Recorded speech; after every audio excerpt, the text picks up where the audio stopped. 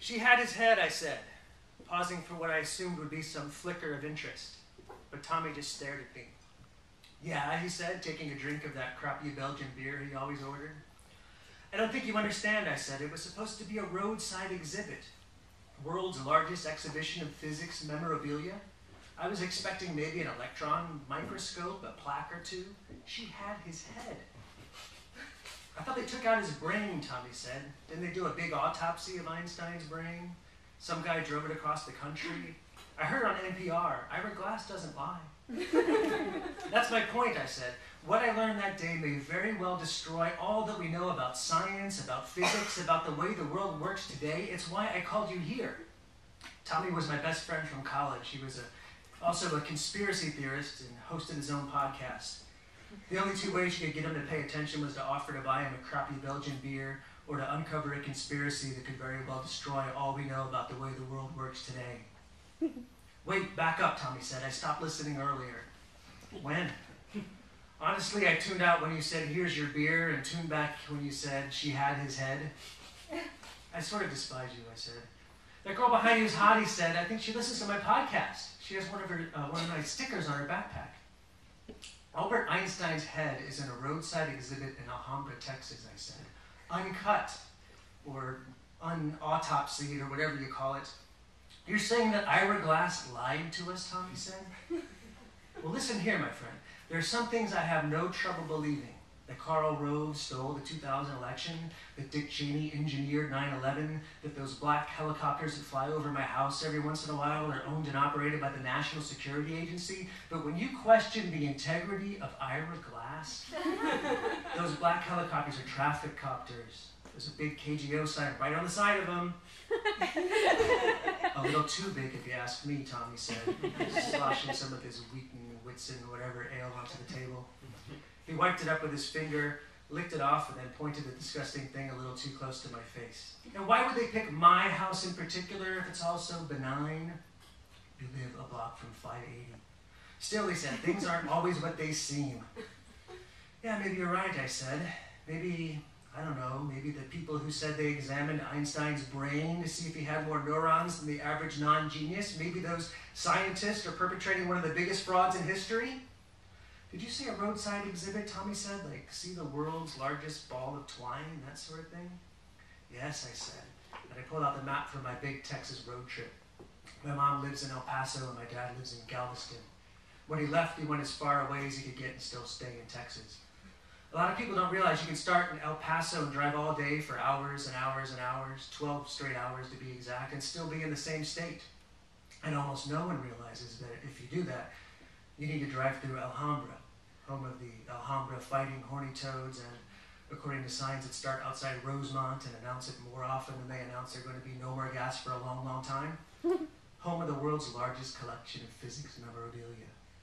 I pointed to Alhambra on the map. This is where Richard Bowles is from, I said. He gave me that blank Tommy stare. Richard Bowles, I said, the Bowles solution of the static gravitational field of spherical symmetry?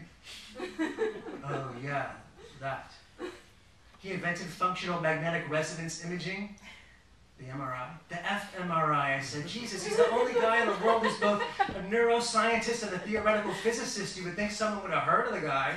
You should get on Twitter, Tommy said. I really wish you had told me you had ADD before we became friends, I said. It's ADHD, Tommy said, and our friendship is still provisional. Continue. Or no, wait, the chick with the backpack is giving me the eye.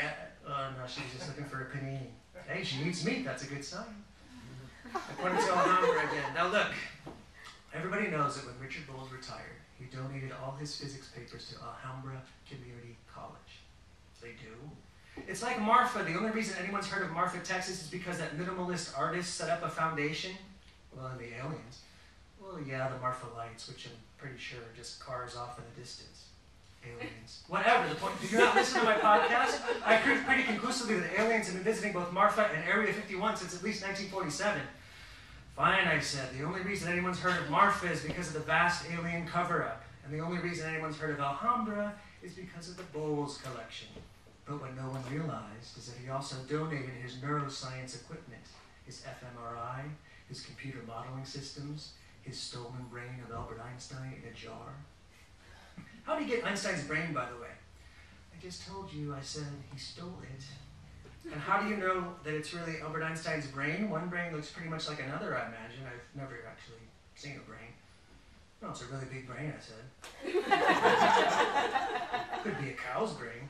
It's a human brain, I said. It's Einstein's brain. It's hooked up to an fMRI, which is hooked up to a computer modeling system created by Richard Bowles, which is able to reconstruct visual images stored in the brain, in Einstein's brain. Hold up, Tommy said, run that by me again. Bowles developed an algorithm that can be applied to functional magnetic resonance images to reconstruct visual images that have been stored in the brain.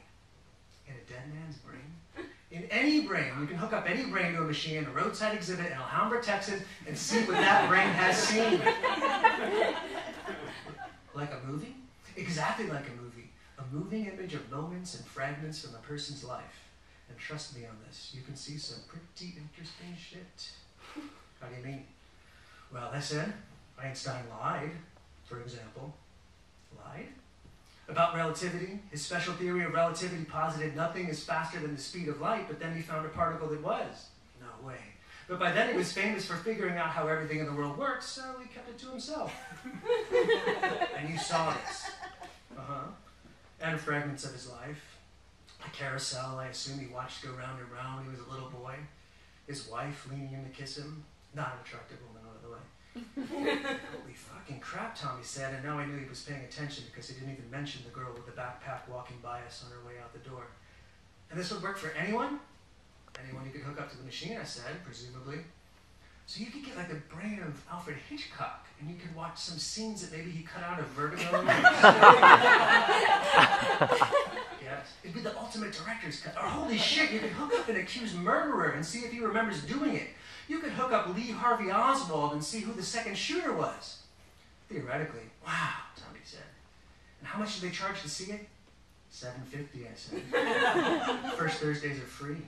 I don't think they realize what they have. I don't think they do either. He took the last swig of his beer. But they will. Probably. And then the government will get a hold of it. Probably. Like they do with everything. And will turn into a weapon or law enforcement, something like that. Probably, I said. Of course, we could always, I mean, you and me, we could drive down there, talk to him, see if maybe. He looked off. I couldn't tell if he was thinking of getting rich or saving the world from its lesser instincts, dreaming of living in a mansion with Backpack Girl or being an unsung and humble hero. There was no way to tell. Not for a few days, anyway.